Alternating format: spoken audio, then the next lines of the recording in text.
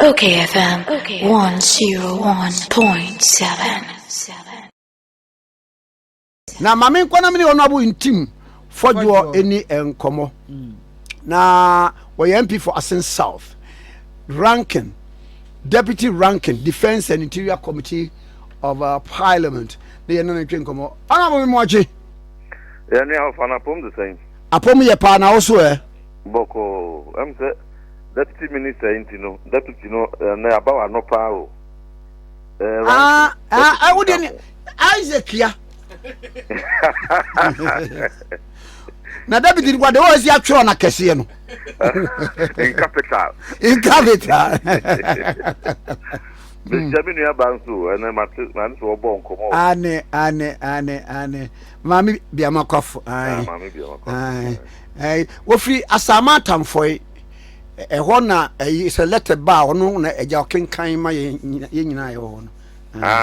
O my crack, my rubber. O my rubber wono no. My sister was this year too. Where this odi ade.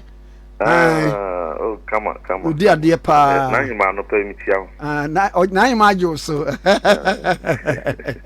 Na honorable maba ye bepa kase ye ba pani vice president Professor Jena no Poku Adjuman na ne hododo ne kakra e ma kwaya hwe wa abruchiri na anu nyame adom ma me ababitu fe wo bedru ya ye nwini na pomuden kura se nyame amane da sukuta ne nkwa no we ma we so a hwe we ne yese alupre ofa ye na ye 20,000 per hour ne de ba ye ebinim busa se Sabi or a vice president of the Republic of Ghana. Ye nim condition wo mu a ye ma ne fa ye private jet no e de e baye. Na se ye mayem vice president that priority no a from so be ne wo mu a bi no kora call say minister no ye honorable Okudzeto Ablakwa wono kora kanea na wo ye opposition o kan se bibi se asia or the nedra beto one focus and any the edru one for nedranto enkomo yeto saying you of how they metia mo ache ma etefo nyina ache penifo through rant here mabawa eche nyina Ghana na ya safa na nyina metia obibia the sanso etia nyina ye maame bab teni no futoteta do mano the vice president of the republic, Her Excellency Professor Jenana Opoku Adjuman.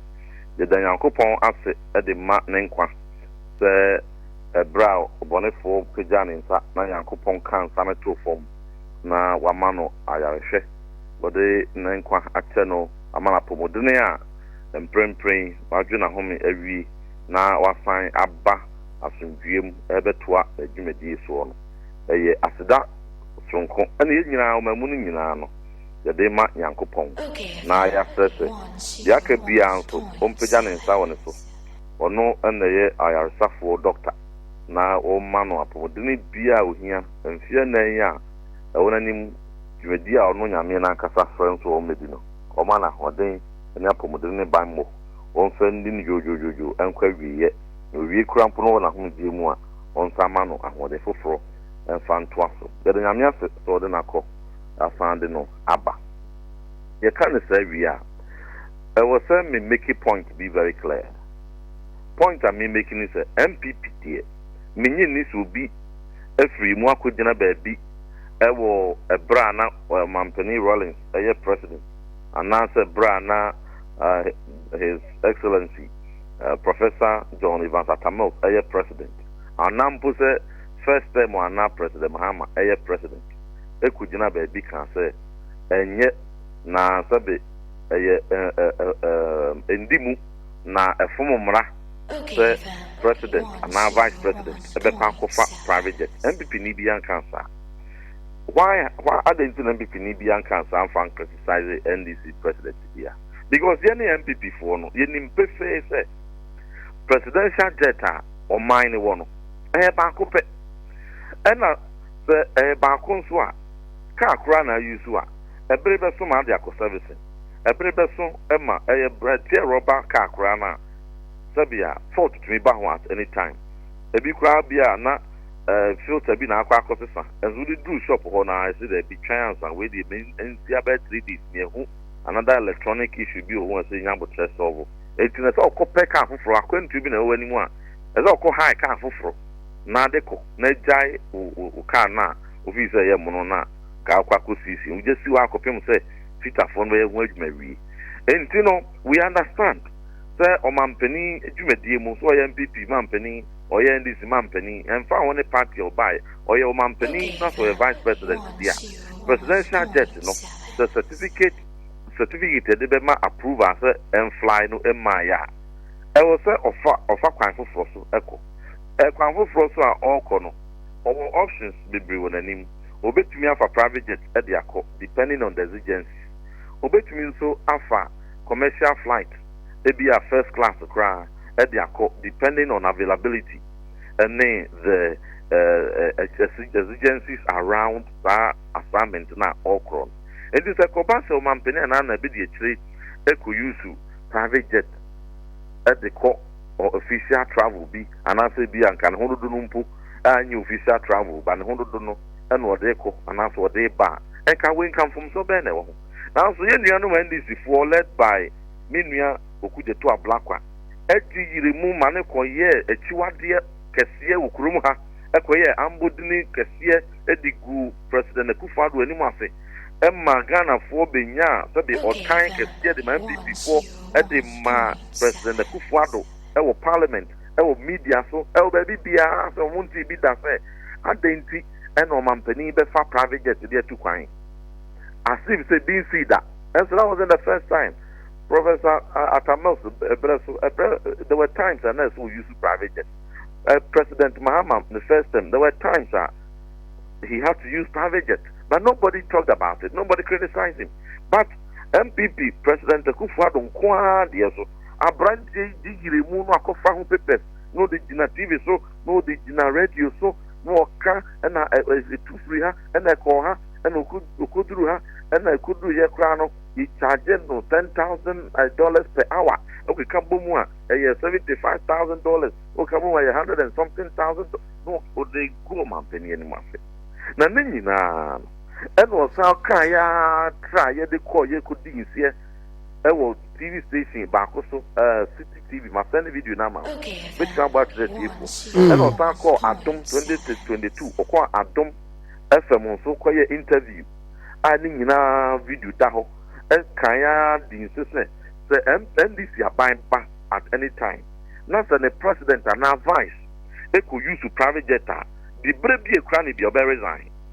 The brave be a cranny be a resign. And found any whatever circumstances are a bit necessary say president announce a vice and use to private jet or no dear the not buying back not the presidential jet it be a problem be on cost servicing. Now the man penny and an abed to kwanya on use to commercial flight. Now when you use commercial flight no could use to private jet or be resign and they Honorable Okudzeto Ablakwa and a Minister for Foreign Affairs. We are Minister for Foreign Affairs so a President and Vice President. Akwentu hu nsam so de. Sabia, ni nyina no ese wonsa. Wona ahwe saa nneoma tutu nyina. Enti no wo no in your time as Foreign Affairs Minister no. Wo to me agia tum say ye maami emfa private jet every landing emra Bombardier jet $20,000 per hour. 6.5 hours fly by, you know. What's the thing? That's over $120,000 a year. Yeah, the taxpayers' money, yet here. Now, yet here now. And come Ntim Fordjour, me view moon, Kenyan from Swan. Wo, what about the busa, a semi be attained, a crucify, as said in Seattle, so say, wo no, BB says, see, a won't penswa, you will resign. Enti de Ghana fo bisa Okudzeto Ablakwa ne say onyante ye say ye mampani abedi etri or the private jet and a buy na so wate a ne yura fi na sem wo kan ye va o ye o man o ye de to ho o ye journalist ne cry prompting no say Ninia you are talking on record I said yes I know I said we are sure so bit I will resign I am talking as a principal as a man of principle I'm making the self manonfa Ghana for Bisana say, ne testimony a ɔto yɛ no ɔde n'ano ba abɛfa anaasɛ he will demonstrate as a man of principle, as a man of integrity, as a man of his words. Na watumi a resign ɛde ne dwumadi no ato hɔ sɛ mea na meka yɛ sɛ sɛ mema ban ba ɛbɛfa private jet a mɛ resign enti no mea no maka ɛna akɔ so no meba bɛ resign. He should resign. Ghanaians demand him to resign because we a minister, a lot is expected of you, particularly say we a foreign affairs minister. We do not mind him any amama who do a dinkita home the ma or mine. Na say what's the ma can nim, what's ma can nim. Now there are integrity crashes with your one someone what can they are. Now you are not fit to be a minister because one can't some back and can premier no so city FM. City TV as I'm a can wadom. Na one kasa wo mayor foreign minister. When you say be a sanitation minister and now education minister, and I can say would you or mampeni and advice according to you crampo and foul. You are holding a position very relevant to the travels of president and vice. And you know so one day ya kind of your mammy device your mammy at the private jet and a buy. And you know in line with ne boss we are expecting him to resign immediately. Demonstrate to say or a man of integrity. And yes, idea. No, nothing be any can as a Ghana for Sabe. Womo ebunu say asembia because abroche any serious country be anywhere minister ebe make such a public vow no buso near hang sa say infantino. There's nowhere no serious country. Honorable. Obi be say ebre bia ne bia wo kan sa asem no the exigencies of the time no ne man kwan say otimi kan sa ba bia ne no niam atimi asesa ama o man ne hyebre ekoyie kakrenti say ye bibia ma ya mansoafo pani no saa no a boni nim eti say ofa exigencies no den na asesa city to the dollar na city na appreciate at the time, all kind of 2022, now CD no, any dollar, no, say. How different was that from now? 2022 now make it that vow. What was the CD to dollar ratio? And one can say, the CD to dollar, ekujina a friend say 11 and a 12 and a 10 and no the classroom say president and the vice and for private jets. Now say a broso equal 12 and a 13 yeah. And no, they may resign. He never gave any conditions to it. He said, "Send a principle and said, a burden on taxpayers' pockets is a burden on the Ghanaian taxpayer." Say, you walk presidential jet na o mampeni and an abedi actually be park in Wesiho no akwa akofro private jet. Sabre no, then when him pay as a ranking member on foreign affairs no, when him pay say flight no. A pretty as a cop France back to France, baby. A shino, a breda one after certain hours beyond as a cop, not a maintenance, a routine maintenance. Now, a major breakdown be crab bar, a fix it, na Sunday number. As he knew, said, a plane, a the servicing crown put back. Na woman mu parked on a tarmac grana and son a plane no ebitu no. He needs to obtain that certificate and then man clearance say it is in good health and onto. He knew all this. Minia, I am on your seminal, yet to me at the yen your man trasso and maybe crank and qualasum sabi. Because so be a 2 fine on your man penny crana on your vice president in part. The ordinary citizen grab be too quiet. If you must say, it is one of the most dangerous transportation means. If you must say one of the most dangerous, a yet Yankopon will be a bit too a quiet remove be a yame and a bit crana copium so the basic. And Tino say on your man penny and as on your vice in book. Not the neighbor be fro if you must say beer. Not say one checky. Na bibiki tuwa bimpo say more and then put one talk and what's none of the 2 coin. Now the bibiki tuwa be crowd or one NCA. They have to ground it and prevent the person from flying it. We are talking about the safety of president. We are talking about the safety of vice president. NDC for the BBI politics. And in this one, let me be fair, not to generalize every NDC person, because new Omunyana F1, but they were not bold to come out to say, in principle, Minia, we disagree with you. And new Unyana were NDC mo, na the Uye populist too much. Na the Ukan or Tinabi, my review, NDC bet me at the winning power. Then this winning power, and you bring ya. And now Mampany and Anna Bedi actually a bit me use presidential jet. Then you bring ya. And no Mampany, a Benina Bedi actually bit me use commercial flight. Ntino, the Ukan. You're careful. Nobody advised him. And we quick a document jumping from one station to the other. And what they bastardize it, President Kufado, or finally urgent question of Parliament. Na minister say, "Ba, no more year, no more deal, Mampany who fell, no more yet the cartoons who would drive with him, and who call Emirates, who far business class and not even first class in Emirates. You can shower in the plane. There are many flights around the world that you don't have to be a politician. We are citizen. Now you can afford business class or first class. And so they made it to look say an abomination. Meanwhile, Oman could will blame the but they drew all kinds of cartoons.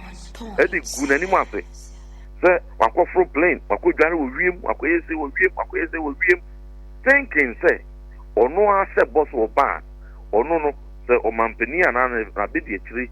They could use a private jet or resign. Not the says Serbia. He has the control over presidential decisions on which means a bit too quiet. Or no, as minister, no. What power does he have to decide? Say, we are Mampany who too quiet. Main metro Serbia flight. It's arrogant to the highest level. So we are foreign affairs minister. Did he ever think say whichever position you be in your government, so on your president, even if you are vice president, you cannot determine the kind of flight the president should use. And in that position, Ben and or arrogated to himself, so or not the party back power, or not be in charge of flight, no be making sure say president and you private jet, now vice and you private jet, now the president and now the vice and you private jet. Was say honor or resigning. Hey, and his party people never called him to order. President Muhammad didn't call him to the branch here, baby. Number 3, baby. There's no way I can guarantee, say, the president, I'm in for a private jet. There's no way I make guarantee, say, my vice president, I'm for a private jet. Did they call him to order? No. They kept quiet and benefited from an imguasia or the goo or Mampany Kufado, any party, so that they will take political capital out of it. And they, mother, Ghana for we. And yet you are the president and now vice. We are talking about president too. President Kufado, no, you're vice president. President Kufado, Bibia will use private jet beyond. Maybe I'll call you one and ask a high level bilateral, multilateral assignment to be, and I know come or mine. So then you say beyond the home funnel and Wakwaman on it, Akojaya and Woban or they. It was on high level, official duties. No, you're vice president. We are talking about vice president. I'm not saying with the greatest of respect to the vice president. And I'm not saying, say, Chiwadia say, Wako Onya or Yare, no back, na Yamano private jet. No, far from that, with the greatest of respect to her. But compare the two. A vice president returning on a sick leave and the president going on official bilateral and multilateral assignment. Emu di hen anka wosoro asa nka baako esia e wo sesebia ye boni tuturu e criticize e din sie wo ho but he did that not when any vice president used any it was when the president of the republic used private jet on official assignment Ghana for ye din bonsemum and this for bonsem di mano enei ena dahui ena endi busumi num kura no Mastate, use private jetting. And to say, Yene and this MP before, you're objective minded. You're for politics and 20. Niangata Minia. What is that the way you're politics? Who is doing for so free? A young Kalasam, yeah, dear, you're fine your politics. Yeah, make cancer or Mampany shouldn't fly private jet, vice president and fly private jet. That is not the angle we are going. We are doing mature politics.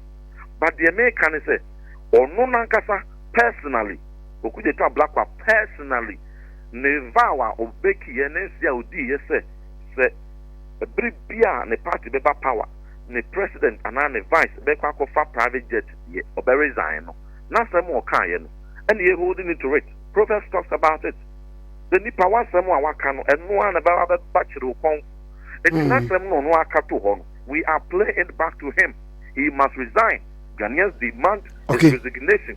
If he doesn't resign, and the pressure will be on President Mahama. Said he has appointed minister on integrity.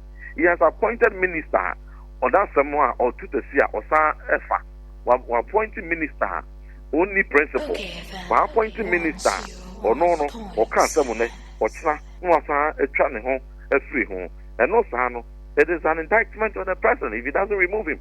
And the Naya or no Kasa, they want a dignity to resign honorably.